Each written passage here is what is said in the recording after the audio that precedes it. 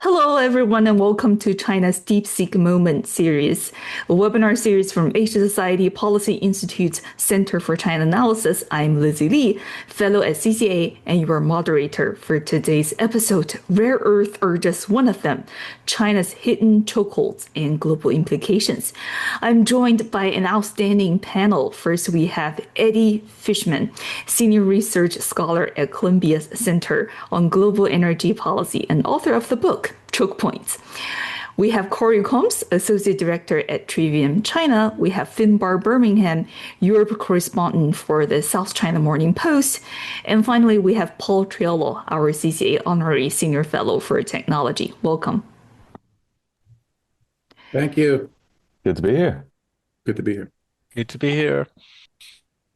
Right. So I was going to start with Eddie, but it looks like he just dropped out of the video. So let me turn to Cory instead. Secretary Bessent recently talked about breaking China's grip on the sector within 2 years. How realistic do you think is that goal? Do you mind giving us a more realistic timeline? What's the actual horizon for U.S. and its partners to reduce their exposure to China's chokeholds? Are we talking about years or decades? What's your take on that? Absolutely. So we have a few different issues here. First of all, and most salient is the rare earths issue in particular. Obviously, there's been a lot of back and forth. There are still standing rare earth restrictions, including on processing equipment that China dominates and others would like to use to diversify away from Chinese supply. Then there's the actual rare earth extraction, the processing, which is the big piece. And then we have the magnet manufacturing, which is really why all of this matters, in addition to sputtering targets and things that use rare earths that are essential to creating semiconductors, right? The broader issue, though, is that this is one of a bunch of different critical minerals and different critical mineral production chains. It's not just the mineral, obviously, it's the entire chain. And the issue here is that every one of these minerals has a slightly different, in some cases, very different timeline. Now, I'll focus on rare earths, but the key thing is these minerals work so differently in terms of the geology, in terms of the actual production processing, the geographies, et cetera. And so we really have to have a nuanced approach to each of them. So the first issue I'm going to raise is maybe not the most technical one, but it's simply prioritization. Right now, we have a situation where the US has a lot of tactics, but frankly, not much strategy when it comes to diversifying its mineral supply chains. Right now, it's all rare earths. What comes next, right? So part of the question, I think, how quickly can we do something depends on how well targeted, how well focused, and how consolidated our efforts are. And right now we're seeing a fragmentation of those efforts. So that's already going to be a little difficult once we get past this initial stage. Now, that said, there have been significant efforts to support diversification of rare earths, specifically the heavy rare earths, which are far and away the more complex side. Heavy rare earths, we can get significant headway, I'd say, within a couple of years, because we're not starting from scratch. Mountain Pass, for those who don't know, is the second best light rare earth deposit in the world, second only to Baltol. And MP Materials has strong capabilities. What they do not have is heavy rare earths. What they also do not have is a scaled up processing capability. They're getting there, and they're not starting from scratch. But heavy rare earths, that's where the real bottleneck comes in. And so when we're talking about that 2-year timeline, what we're really talking about is when can the US get enough heavy rare earths to become economically secure, supply chain secure, without China. 2 years is not realistic. I'll be very upfront about that. There are, however, opportunities within 3 to 5 years if we're getting really accelerated effort.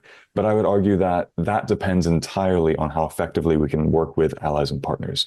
So just to break things down a little bit, I think most folks are familiar with mining as a complex process.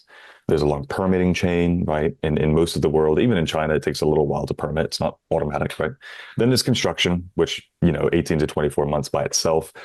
Those aren't the real bottlenecks I'm concerned about, even though they are significant. The real one I'm worried about is actually getting the solvent processing cascade. What you're really doing with heavy rare earth processing is you have, the reason they're called rare earths, there's 17 different elements. The reason you call them one bucket of things is because they're so chemically similar atomic radii, similar magnetic properties, all these material properties, and you're trying to tease them apart. That's very difficult. It's much more difficult than, say, separating gold from antimony, which are very different metals, right? And so what you have is a chain of 50, 60, 70 in the case of light rare earth, hundreds of steps of chemical solvent processing in a cascade, what we call it the cascade. And it takes a long time just to get that chemistry right. And it's not just a matter of knowledge in terms of like a textbook sense. I own multiple textbooks on how to process rare earths. I could not go out tomorrow and start processing rare earths, right? It's not like that. It depends on the deposit you're using. It depends on the actual composition of the different, the concentration of different rare earths in what you're in your feedstock. And so China has immense capabilities. They've been developing these capabilities for years. They have process engineers who are great at this. And even they take a couple of years to get new capacity online with feedstocks they know. So I use that as a very minimum floor just for the solvent cascade. The US is not going to beat that. What they can do is work with the Australians, with other allies and partners who have some of the capabilities who are not starting from scratch. They can obviously streamline permitting and everything like that. But I think really the key is getting the right expertise in the room. We have some of the national labs in the US who are not really part of the projects as far as I can tell in the US. We have Australia, which is trying to invest more, but even as they invest, they need to import equipment that doesn't exist in the US and they face tariffs on doing that. So again, there's back to this political strategic question. Is the US actually helping itself diversify faster? Right now, the answer is in some ways, but mostly not really. So that's going to affect the timeline, et cetera. But I'd say at best, we could theoretically see some progress within a few years, not 2, 3 to 5. But if there's not a very clear and effective strategy, we could easily see 8 to 10 years before we're meaningfully diversified. I'm holding out hope for 4 or 5 myself.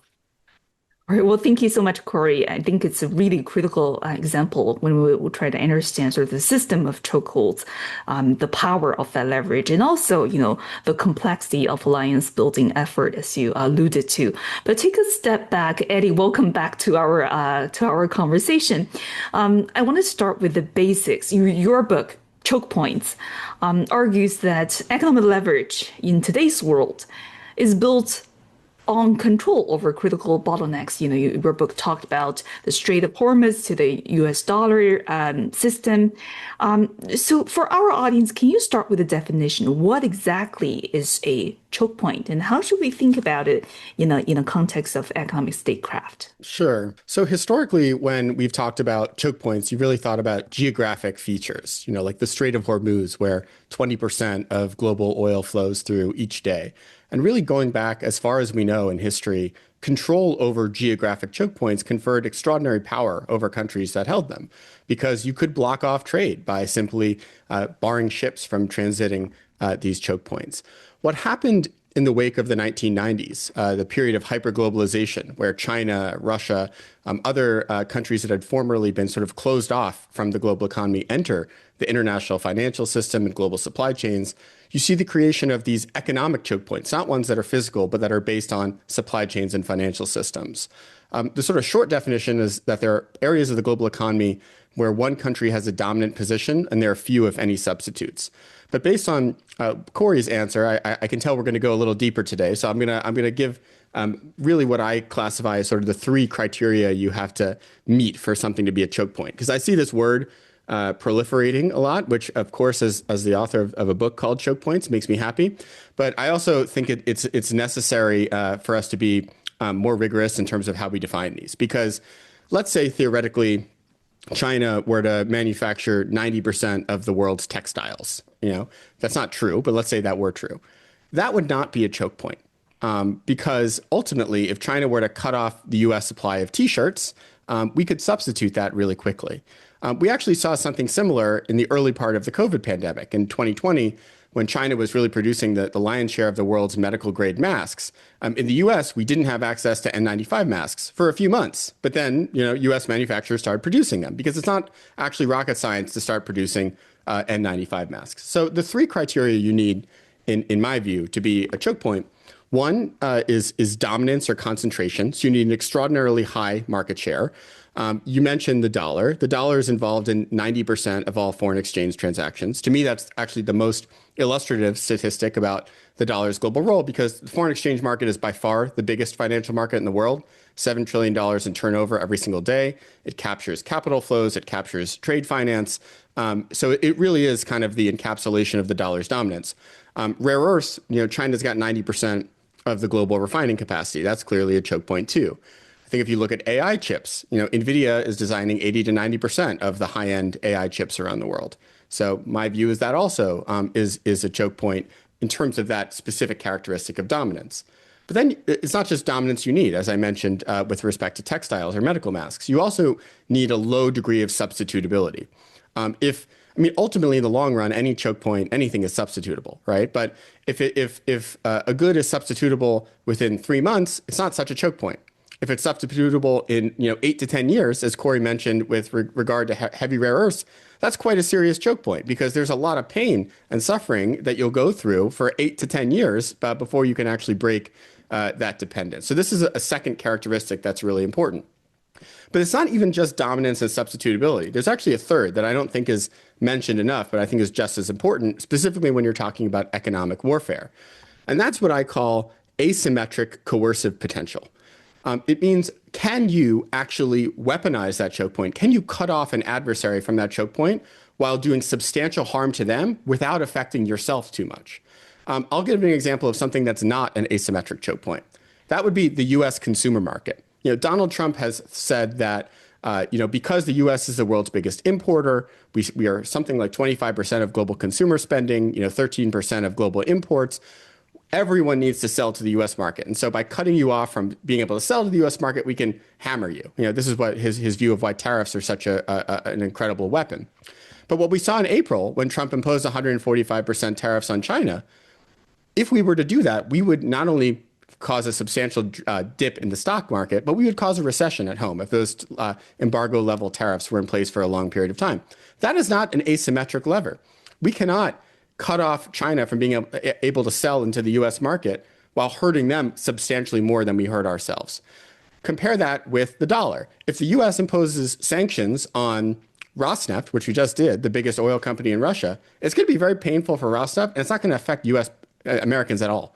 By the way, I think that's largely true for most Chinese companies. We haven't used financial sanctions against any big Chinese company, but I think if we were, it would be quite catastrophic for any of these major global Chinese companies, and the pain would be much less for the U.S. By the way, rare earths are the same way. One of the things that's so fascinating about the industry, and I'm sure Cory and others may know more about this than I do, but it's actually quite a small industry, but it's one that's very important as an input for a lot of different higher end manufacturing processes. So if China were to say, okay, we're no longer selling any rare earths to the US at all, that would be really bad for manufacturers like Ford, who rely on rare earths to build their automobiles.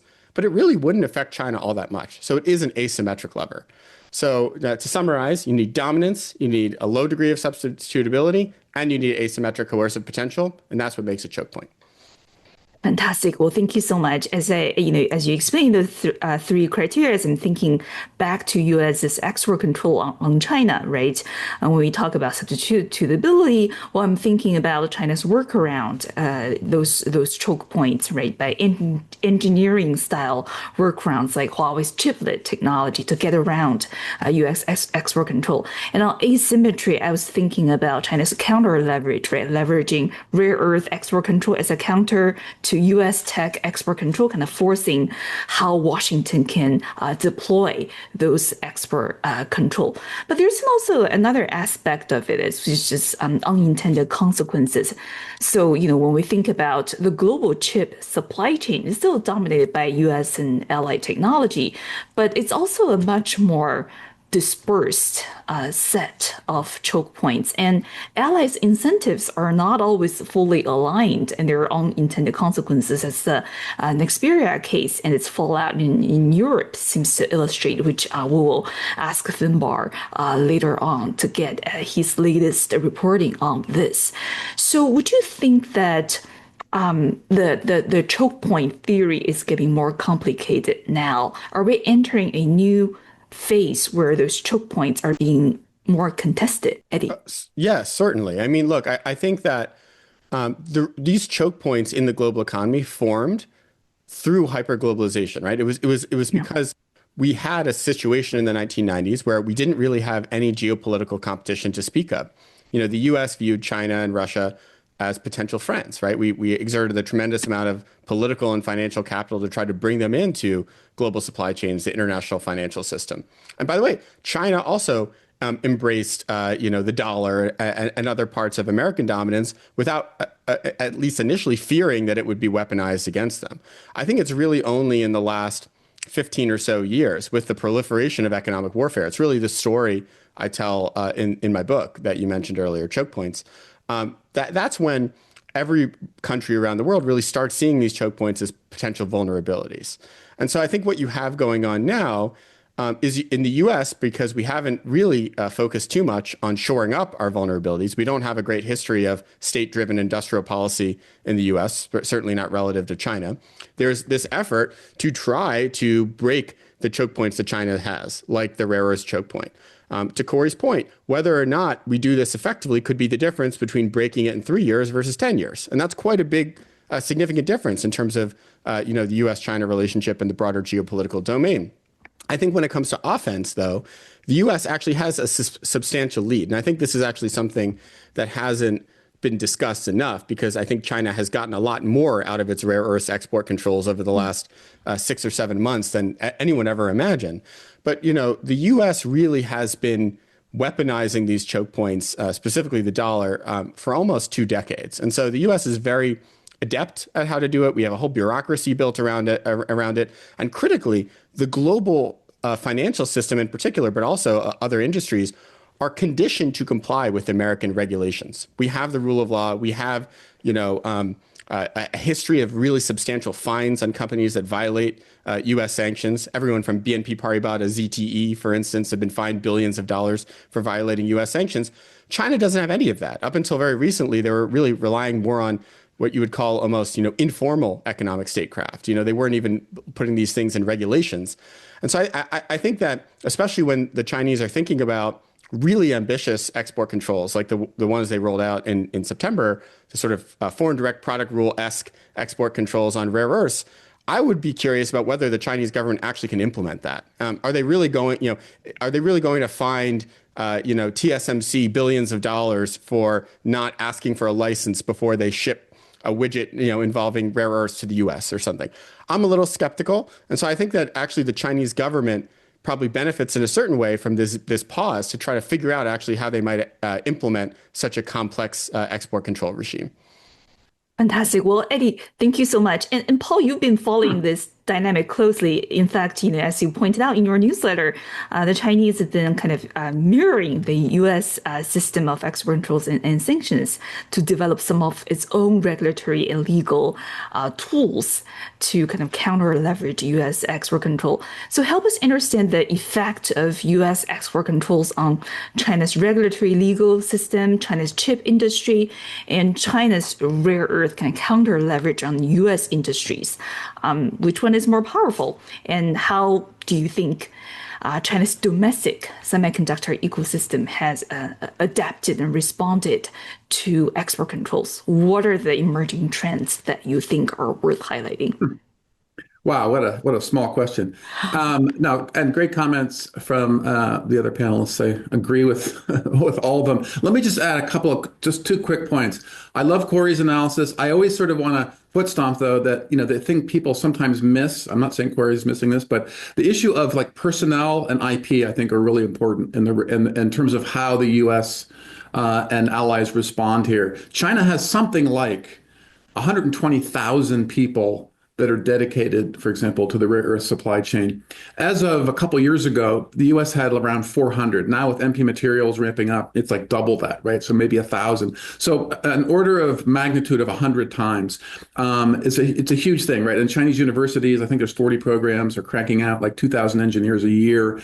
And then, as Cory noted, they like training to operate, furnaces to create rare earth magnets are really this is complicated stuff, and there's some secret sauce there, and there's a big amount of IP and experience that are needed here. So that to me is one of the bigger bottlenecks: is how do you train up a workforce to know how to do this stuff over a period of time when your university system, for example, isn't necessarily cranking out the right types of engineers. I think the U.S. has 0 programs that are dedicated specifically to rare earth processing and magnet production. So in any case, those are really important. And IP particularly.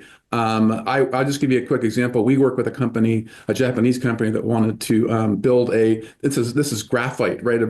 Maybe even less complicated than rare earths, but still pretty complicated. They wanted to build a rare or an anode graphite plant in the U.S. And they needed a Chinese partner for that. And the Chinese partner, they told us, had a 10-year lead on the IP. 10 years is a long time. And, what that actually means is complicated. But it just shows that, as I think you noted earlier, Lizzie, Chinese companies, in doing this stuff for decades, have developed a lot of expertise in IP. And that's one of those tough, I don't want to call it a choke point, but it's certainly a bottleneck in terms of pushing people through that and getting that knowledge. Okay, so now and also one real quick point, and I think I love Eddie's characterization of all this. I just want to note that he used that example of TSMC. It's really more like, can China coerce or force a U.S. tool supplier whose etch chambers are coated with yttrium to get a license to ship that equipment to TSMC. And there, of course, the Chinese do have some leverage because those companies may have a presence in the Chinese market, and so may want to comply with that if they're asked. But it's a good question as to how China enforces extraterritorial export controls and de minimis rules, which are very complicated in an environment where they're not dealing with allies as the U.S. did in getting TSMC, for example, to comply with FDPR.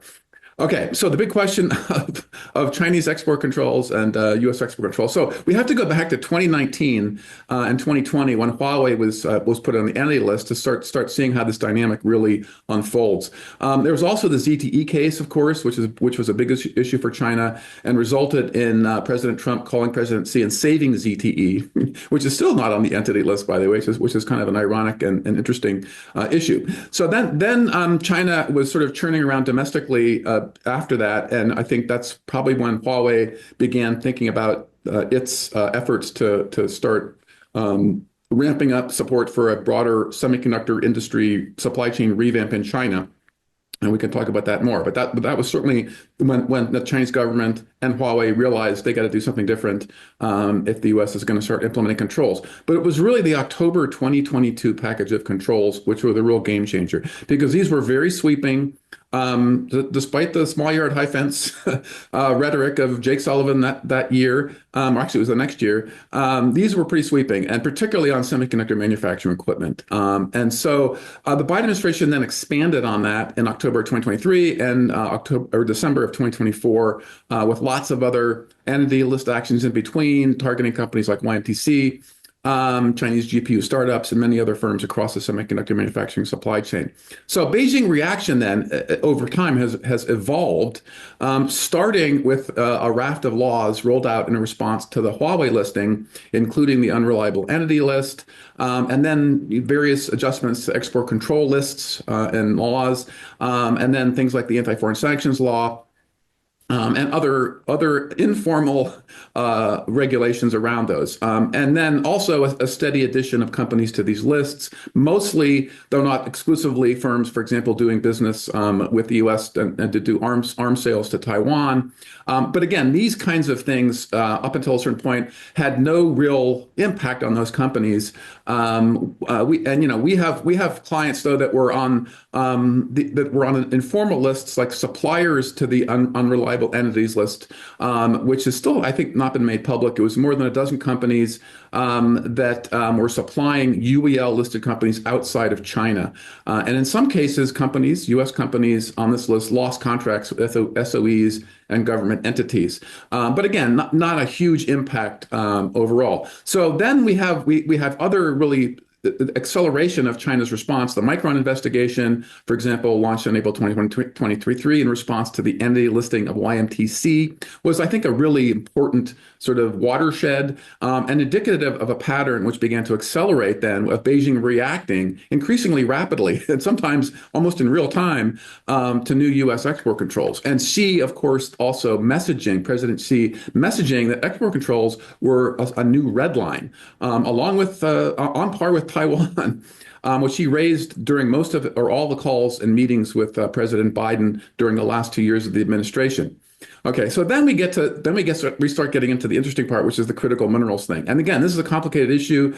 Beijing has progressively rolled out controls, starting with the three Gs: graphite, germanium, and gallium, in July of 2023, and then of course tightening those in December of 2024. And that response was a direct response to the December export control package that the U.S. released. The challenge here is understanding how this process has included developing an entirely new apparatus for managing these export controls. Because as Finbarr noted correctly, China is sort of new to the game here, but they're learning fast, right? They're learning exactly how to mirror U.S. controls, things like de minimis and extraterritoriality. One of the things that's interesting too is also how this has dragged in this process dragged in other countries. And so, for example, as this process of licensing the three Gs was rolling out, it of course dragged in Japan too. And so we know we have a lot of clients in Japan, and we spoke frequently with the Japanese government on this. And of course, companies in the Japanese auto sector, for example, are heavily dependent on China for exports like graphite. The Japanese government was getting increasingly worried about this. I think one of the really interesting things is that the Biden administration was sort of slow to acknowledge this. And so the Japanese were very concerned about the pressure from Washington to align with U.S. export controls on semiconductor manufacturing equipment was going to lead to Chinese retaliation against Japan. And I heard things from Japanese officials like, hey, we're on the front lines of this, right? But it was not until the summer of 2024 that Japan was able to get the National Security Council to acknowledge that there was a problem here. But in the U.S. system, there was no real mechanism for export control apparatus to talk to those overseeing in critical minerals, and there wasn't really a critical minerals policy or strategy then, other than some studies that, of course, were done at Commerce. And so there's nothing the U.S. government could really do to help Japan, for example, if China retaliated because of the dependence on China for these materials. So that was another interesting dynamic we observed.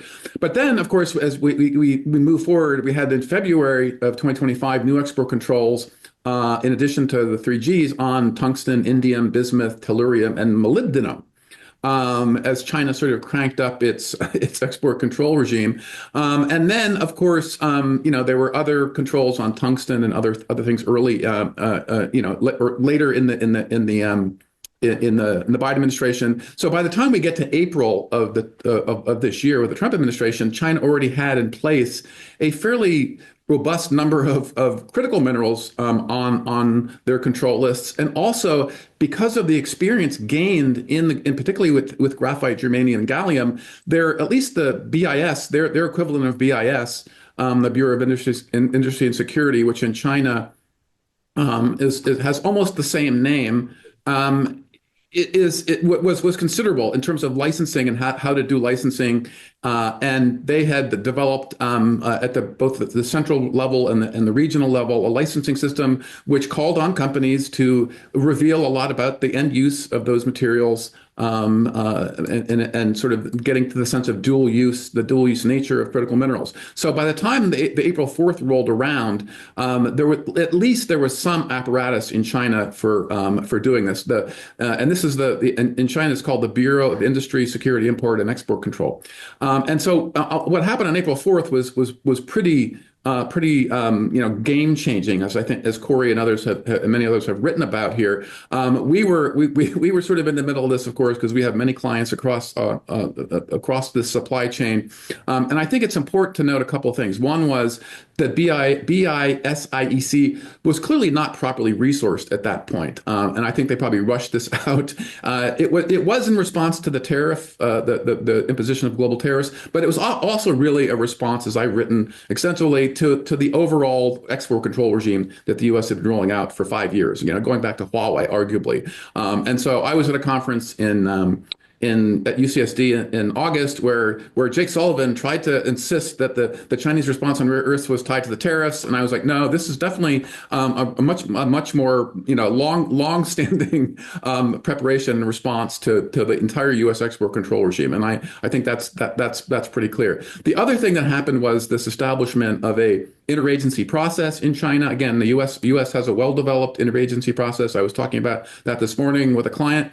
That's the so-called interagency consultation mechanism for export license review that includes, importantly, the Ministry of State Security and the Ministry of Public Security. So as this was rolled out, there were a series of meetings held at the regional level that included the MPS and MSS to show the seriousness of the issue and basically scare suppliers into falling in line and adhering to central requirements, because there had been lots of gray market activity, and this series of meetings and the rollout of these regulations, just were intended to really reinforce to suppliers how serious Beijing and MOFCOM were about gaining control over the entire supply chain for rare earths. And so that's really important. And as I noted, then this building up of detailed information at MOFCOM on supply chains and end use is continuing and will continue, even though we have this 1-year suspension on the October 9th set of controls, for example. And this is a big issue going forward, I think, and gets to this issue of U.S.-China relations. So we have this holdup here, or suspension for a year of the October 9th controls, but not of the April 4th, general licensing requirements. And the big issue going forward for our clients and for others is how something like, for example, a general license would work. And that's a very complicated issue because it turns out that China already has existing regulations on the books. And in some cases, suppliers would need a 2-year sort of track record of exports and sort of compliance before they could get a general license. And so this is going to be a big issue going forward. And of course, I think will hinge on the state of the overall relationship and how the U.S. also implements its commitments coming out of the Busan consensus. But the bottom line is that the Chinese have suspended October 9th and the critical minerals export bans that came out in December of 2024. But we're in this game here where China is mirroring U.S. export controls, is using some very similar rhetoric. 2 or 3 weeks ago, just before the Busan conference, for example, a senior Chinese trade official at a closed-door meeting said, "We cannot have rare earths coming back to us in a missile guidance system." And I think that sort of encapsulates how China is viewing this. This is a national security issue for them. Both sides, I think, recognize that. For example, export licenses for military end users is going to be very difficult, despite a lot of rhetoric coming out of the administration that we're going to go back to something similar to before April 4th. I highly doubt that. But we're sort of in a weird situation still where both sides are feeling out how each other's export control systems actually work. Because I think in some of the statements coming out of Busan, for example, it was pretty clear that the U.S. side may not have understood fully how China's export control system works or doesn't work. And I think we're in this interesting period now going forward where both sides are going to have to continue to talk about this and understand how both sides are implementing export controls or not, and how things like licensing is working or not, and how bureaucracies deal with licensing issues, because it's very complicated. BIS, for example, is sitting on $20 billion worth of licenses for for U.S. companies to ship to Chinese end users. And all of that is now in the mix as the two export control systems are sort of now interlinked, as it were, going forward. And both sides need to understand the details of this. I think that's where China has a big advantage. Chinese negotiators in these trade talks were intimately familiar with the details of their export control system and with rare earths and other things, whereas the U.S. delegation was kind of struggling to figure out the details. In some cases, our clients were supplying them with, up-to-date MOFCOM licensing numbers, for example. And so I think both systems are having to adjust to this new reality that export controls are here to stay in one form or another, but the devil is in the details and how they're being implemented. And that will in turn be impacted by the geopolitical forces at work in the bilateral relationship. Yeah, well, thank you so much, Paul, for that really rich set of information. But for Finbarr, I want to come to you. I think a really interesting case to watch that illustrates a lot of the dynamics that Paul just mentioned is the Nexperia case in the Netherlands, how deeply China is embedded in the global supply chain. And, this previously obscure firm called Wingtech turned out to be central to the story. And also, the complexity of compliance, the complexity of industry industry dynamics really, highlighted by the Nexperia case. And, you've done some of the best reporting on this. Just walk us through what really happened and what was behind the Dutch government's decision and where do things stand now? Seems to be fast moving as of today. Thanks, Lizzie. Yeah, I mean, it's been a really incredible saga on Nexperia that's almost too perfect in terms of illustrating Europe's really challenging position through 2025. It's come after the tussle with the United States over tariffs, the rare earth elements and magnets export controls that the guys have just outlined in such detail, and we're still sort of trying to figure out exactly where it's going to go. But for background, I mean, Nexperia is, like as you say, one of those companies that nobody really knew about until quite recently, unless you were following this very closely. But I mean, it makes 100 billion, chips a year, wafers a year that are vital for use in the auto industry. The Dutch press have a really good way of describing Nexperia chips as the salt and pepper of the semiconductor industry. They're not fancy, they're not like the most cutting edge, but these are the chips in a car that make the indicators go on or the windshield wipers go, and so they're absolutely vital. And this is a company that was bought by the Chinese company Wingtech in 2018. The transaction eventually went through in 2019. Which was a different era, a different world. It wouldn't happen today. We've seen sort of, the sort of uptick in economic security thinking in Europe. Listening to the other speakers makes me realize how far behind Europe still is. But even so, I don't think that transaction would go through in 2025. So, about 4 years after the transaction was finished, there were discussions between the Dutch arm of Nexperia and the Dutch government about trying to ring fence the operations in Europe from China, which was an indication that all wasn't well at that point. They found that they were being cut off from EU tenders and sort of EU funding. The reputational damage, I suppose, at that point after the Russian invasion of Ukraine and everything, and the real deterioration in EU-China relations was beginning to show, I think, in how they were being treated by clients. And so there was these discussions between Nexperia Netherlands and the Dutch government about some form of ring fencing.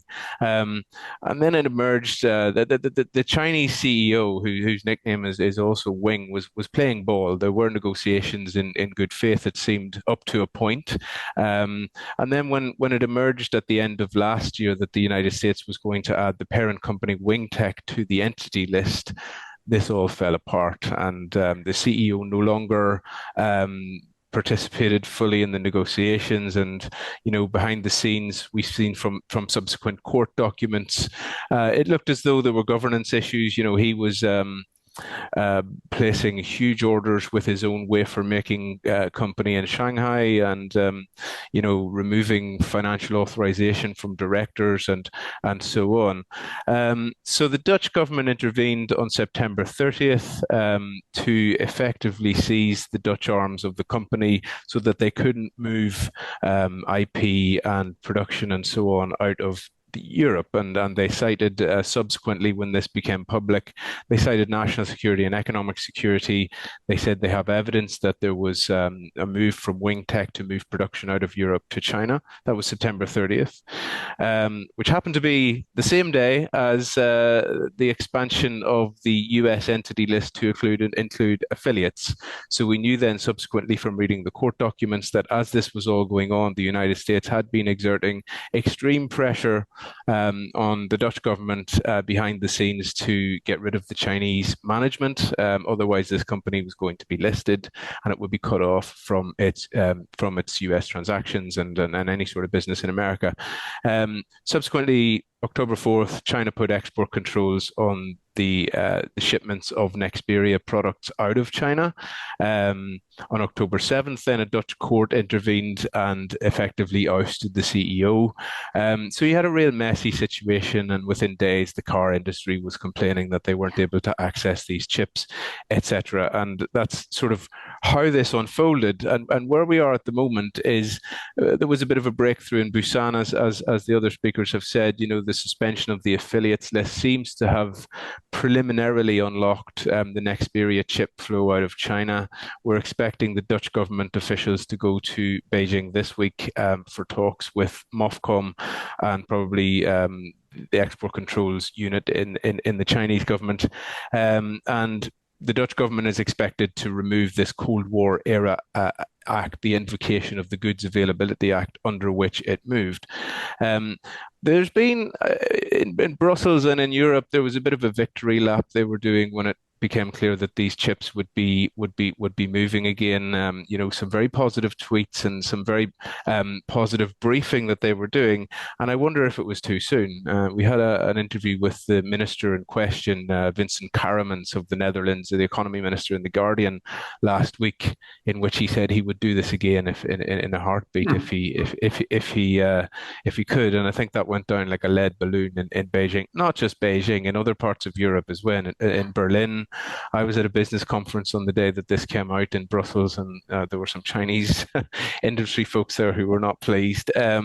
So he has rubbed people up the wrong way. I presume his team are going to go to Beijing this week and get a bit of a dressing down. In the meantime, the two arms of the company have been engaged in a civil war. This is why I'm wondering whether the Europeans have counted their chickens too soon, because the Dutch arm is accusing the Chinese arm of refusing to pay for wafers and is offering to service clients directly. The Chinese arm is accusing the Dutch arm of misinformation and all sorts of malfeasance, and it's really bitter and getting very, very, very dirty. So we're in this position where this is coming at the same time as the rare earth controls, at the same time that the EU is trying to negotiate with the US on steel and the sort of prolongation of the Turnberry deal. And I think that the sort of cumulative impact of all of this is to show, as I said at the start, the really brutally horrible position that Europe has been in all the way through 2025. When I listen to the other speakers talk about how many officials China has working on these sorts of things and how advanced American export controls has become over the last 20 years. I mean, in Europe, in Brussels, we first started reporting on economic security 2-3 years ago, and they launched this economic security strategy that hasn't gone anywhere. This was supposed to be a unified suite of export controls for the 27 members, outbound investment screening, and an upgrade to the inbound investment screening mechanism. It's not gone anywhere. And I was at an event in Dublin maybe 6 weeks ago, where the Director of Economic Security from the European Commission said, and this is a direct quote, "Economic security is not a concept which has been defined in any detail yet by the European Commission." Every second person that I meet in Brussels these days is reading Eddie's book, Chokepoints. This is the sort of the new Bible in Brussels, and they're all trying to sort of gin up on what is happening to them. They're not in a position to do much to respond, and we've seen that they're on de-escalate mode across the board. These words that are creeping into the lexicon, like that the guys have been using, like asymmetric choke points and indispensability and so on. I mean, the European Commission is putting together another proposal of an economic security doctrine for the end of the year, and they're trying to calibrate what choke points do they have, what levers do we have to pull. I think that the lesson is clear. I mean, it's when you talk of economic statecraft, what we've seen in the last few years, it has been almost impossible for the Europeans to engage in this because it's not a state.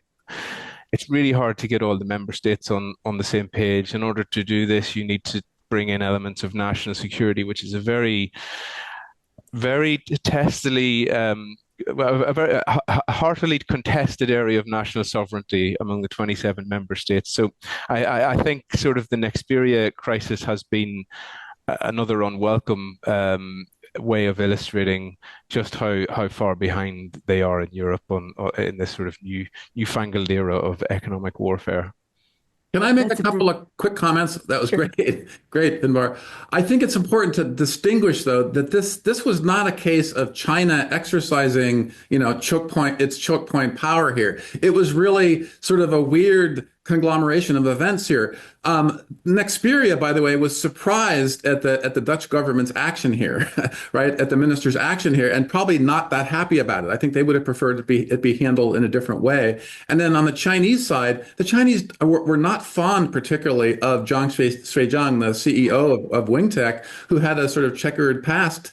But they were forced to act because they were concerned about this becoming a precedent, potentially, an action against a Chinese company. So it was kind of a strange conglomeration of events that led to this. And then, of course, when China and MOFCOM restricted exports of product from the Dongguan facility of Nexperia, that became a sort of a huge issue. And I saw some commentators sort of trying to treat this as if it was China is weaponizing its supply chain or economic coercion, but it was really not that, I think. And then pretty quickly, MOFCOM agreed to issue export licenses for companies in China to re-export Nexperia products from their China facilities to overseas. And so the Chinese government was in an awkward position of not really wanting to be dragged into this fight, frankly, but having to deal with it. And then the German government, of course, was livid at the Dutch government for this, because their automakers were the big recipients of some of the choke point problems. So I think it's a very interesting illustration. And of course, as Finbarr notes correctly, it came on the heels of the rare earth issue. So automakers, of course, are just apoplectic about this. Just this week, Tesla, for example, in the U.S. indicated that it's going to try to free its supply chains from China-based stuff for U.S. operations. Obviously, it has huge operations in China, but Tesla, was sort of hit double whammy with both the with the critical minerals, the graphite issue, the rare earth issue, and then the Nexperia issue. So a triple witching. And so that's sort of the bigger picture, is that all of these things taken together have really, for automakers in particular, who have global supply chains more than other industries, has illustrated the problems that are inherent when governments start weaponizing these types of choke points, or if other issues result essentially in the use of regulations that result in the weaponization of choke points. So it's a really tough world for my clients in particular, and then of course the industries that are most affected by this are auto, semiconductors, and then even consumer goods. Things like power tools turn out to have a lot of rare earth magnets in them, and so all of this is to illustrate that export controls, implemented in certain ways without maybe a full realization of the sort of second and third and fourth collateral impacts of these things is tricky in a globalized world where there's still, despite the claims of the death of globalization, most companies are still dealing with global supply chains. Thank you so much, Paul. I want to go back to Finbarr and Eddie. Finbarr, as you mentioned, I think very crucially, the EU's position is much more complicated, and as Paul mentioned, the EU's internal division is a critical aspect of the issue here. And Paul mentioned, Germany's automakers, for example, are not thrilled about Dutch government's decision in the Nexperia case. So these conflicting incentives within Europe seems to be constrained its broader strategy toward China. But I want to go back to Eddie. By the way, you should put Finbarr's soundbites. This is a new Bible in Brussels in your book jacket or something. I don't know. But how do you think the Europe should envision itself in this U.S.-China choke point competition, which has been focusing a lot on? And Eddie, does the EU have its own choke points, as Finbarr seems to be asking the same question Sure. just a minute ago? Yeah. Yeah, and I'm interested in Finbarr's perspective here too, and I of course will be shooting a text message to my editor after this and saying for the paperback we've got a new quote for you. Look, I think that one thing that I didn't mention earlier, so I sort of gave you characteristics of what makes a choke point, right? But then in order to weaponize a choke point, you also critically need government capacity.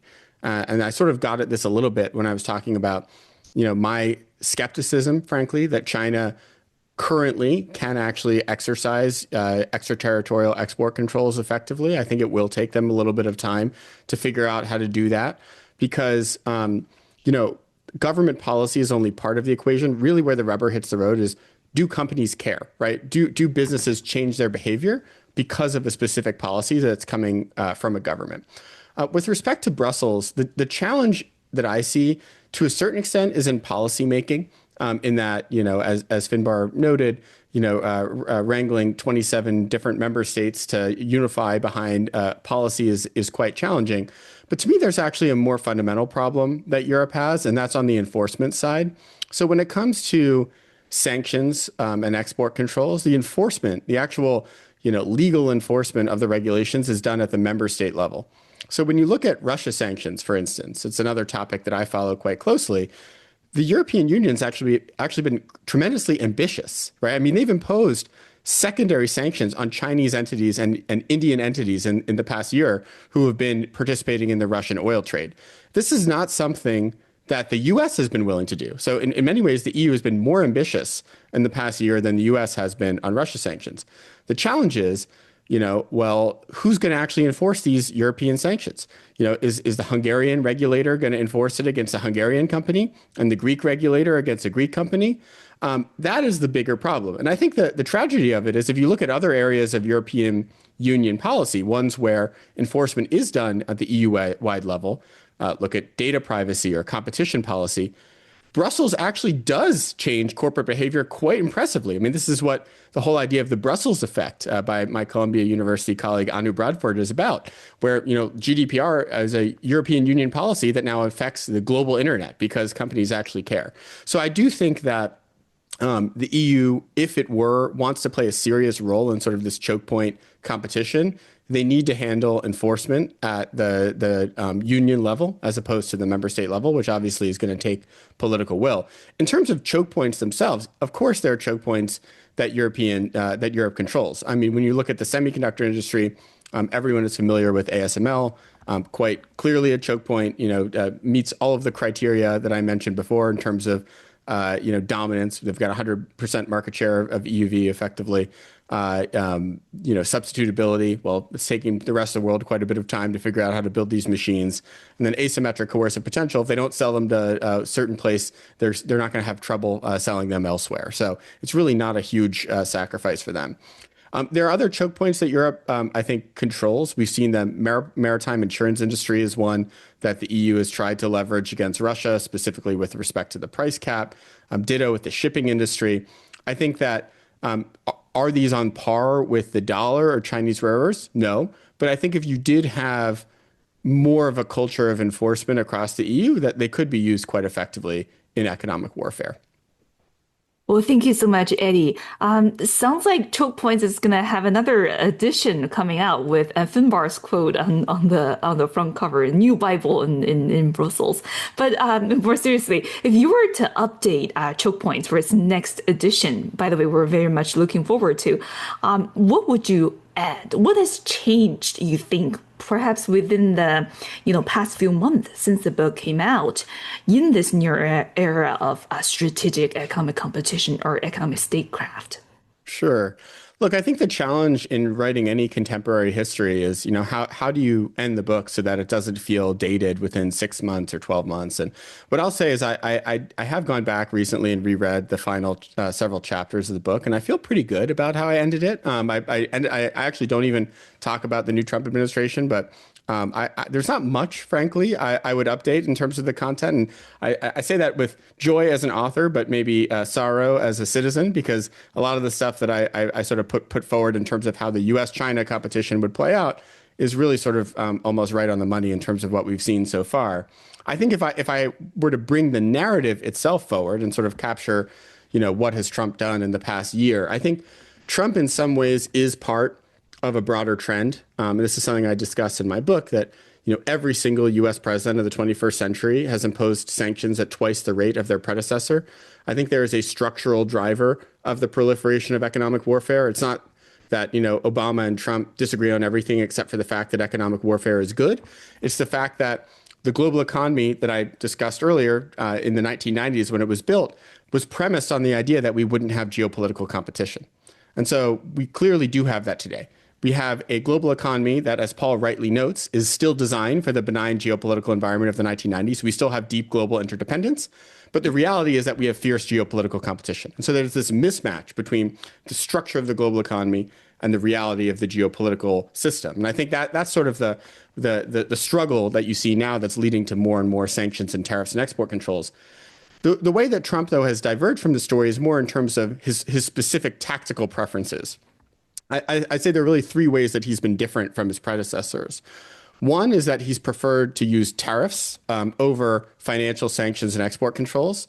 I sort of mentioned this earlier, but I think that's quite a bit of a mistake because tariffs do not weaponize a choke point.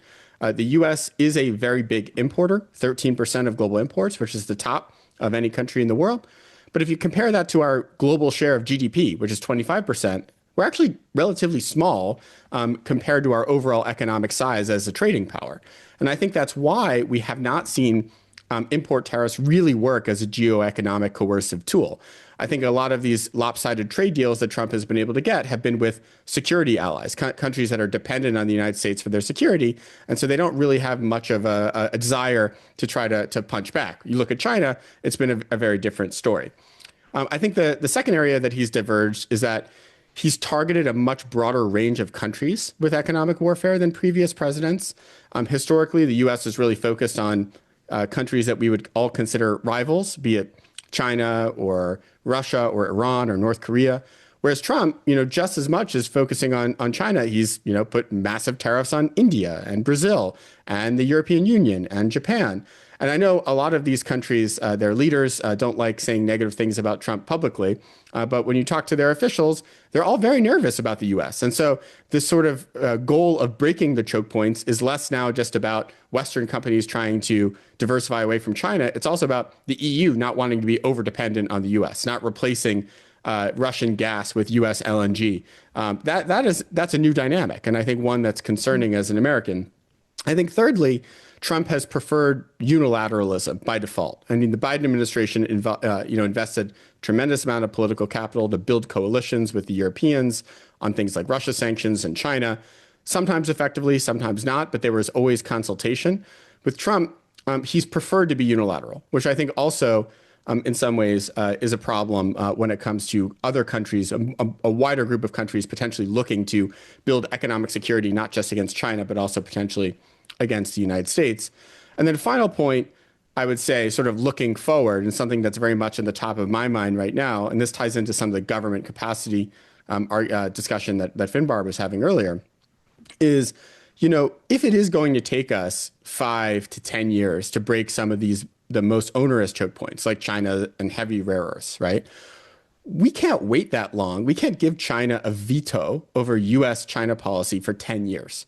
And so the way I look at things now, and I don't think there's enough discussion about this in the U.S., is well, what else can we do? I think we need to reestablish deterrence. In the past 9 months, I think most of the world has seen China establish some level of escalation dominance over the United States by virtue of its rare earth export controls.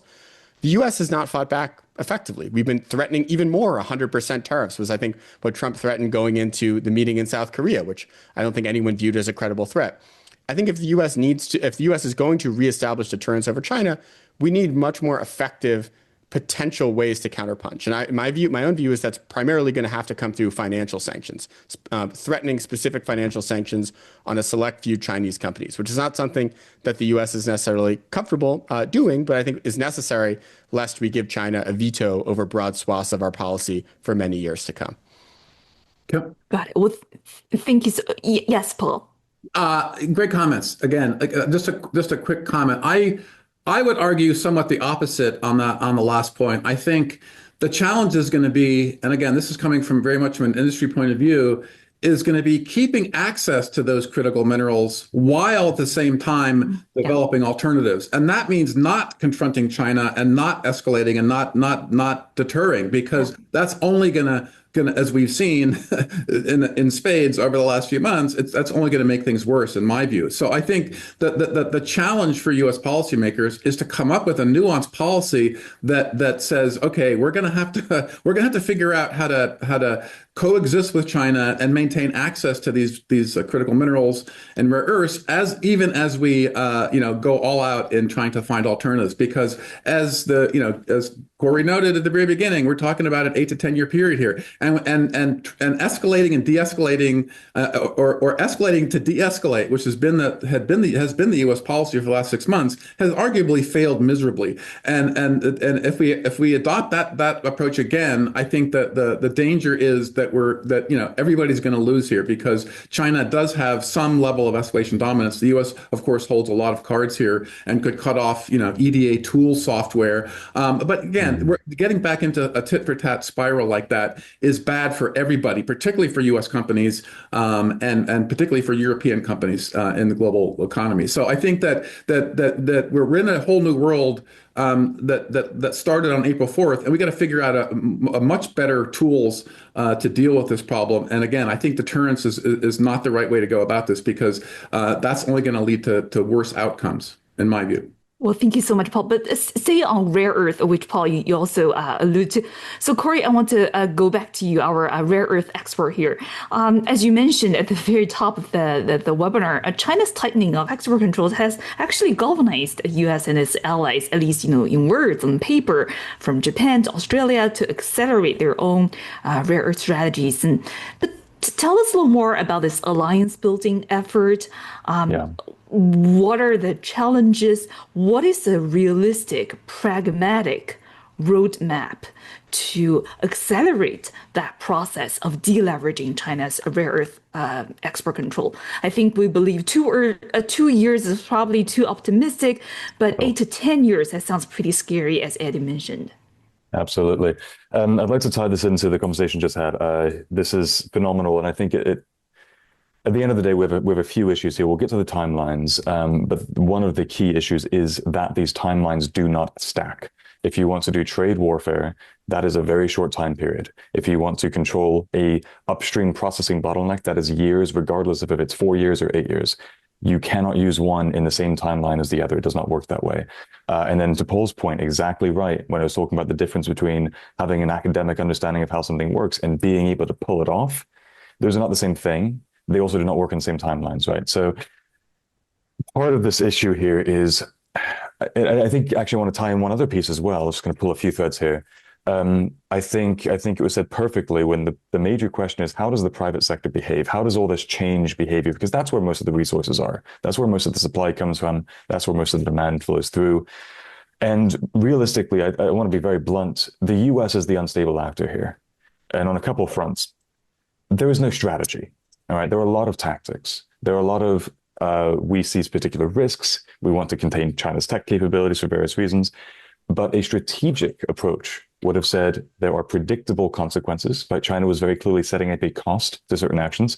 Doesn't mean you have to, take one decision or the other. It means you have to decide whether you're going to take that cost or not.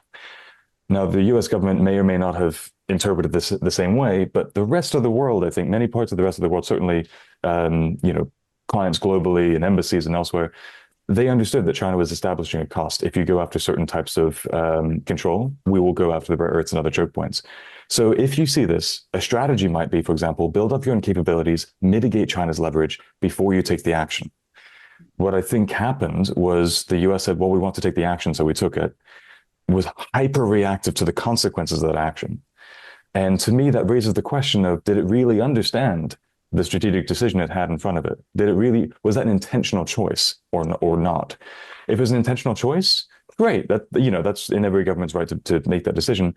But for companies, they're asking, was this a strategic choice? Are the decisions that are shaping our operating environment being taken with intention and with thoughtfulness? If that's not the case, then they get very antsy, right? And back to the timeline piece, you can't just have, work with obviously consumer tech among many, many other industries.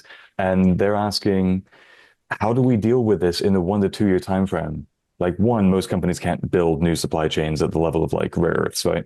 A couple maybe can get into recycling, right? But even that's going to take time. And so when it comes to this enforcement question, and really what we're asking is how much can each side impact the other?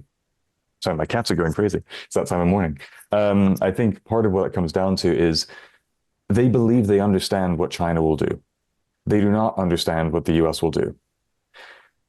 Chinese actions they can plan for in 5 years, not referencing 5 year plan, but in a medium time frame. The US actions, they're just kind of taking what happens every day and having to respond, but they can't make a 10-year investment decision based on a potentially 2-week, 2-month, 2-year trade blowup.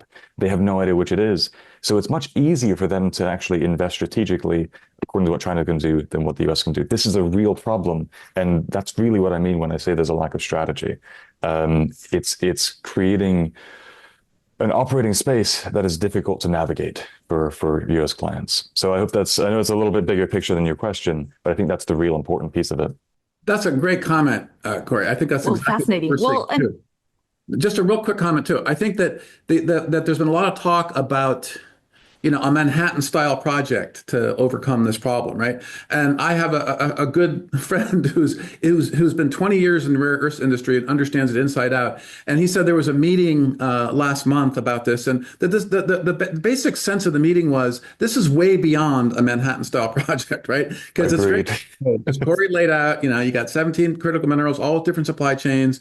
The issue of incentivizing the private sector over a 10-year period is critical. The U.S. doesn't really do industrial policy, and this administration, for example, doesn't seem to embrace industrial policy, which is really what you need here. You need a 10 to 15-year industrial policy plan that incentivizes industries in clear ways and companies to jump into this sector, which is very tricky. And China is continuing to build out its own capacity here.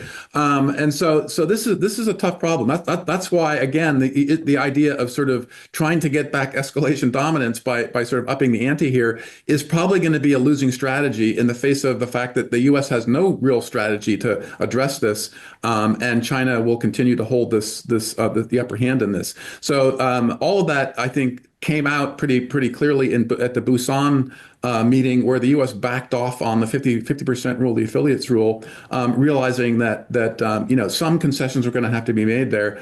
I think there's probably other concessions that were made that still haven't been made public here around things like licensing. But I think this again, getting back to the idea that the U.S. policy here has to evolve into something both very nuanced on the foreign policy front, and then eventually potentially coalescing around some sort of broader strategy. There was a paper that just came out, I think, from CSAS, that another think tank, that was arguing that the U.S. government should appoint a national rare earth czar, and arguably you probably need a new government body to oversee what could eventually be a long-term strategy here, where some of these pieces come together. But in the absence of that, it's going to be a rough road ahead here. And there's no wishing away, as the president and I think even Secretary Besson have done, and saying, we're going to be awash in rare earths in a year or 2 years. That's just very unrealistic. Well, this is probably not the most upbeating webinars I've hosted, but there seems to be some good news. Thanksgiving gift, right?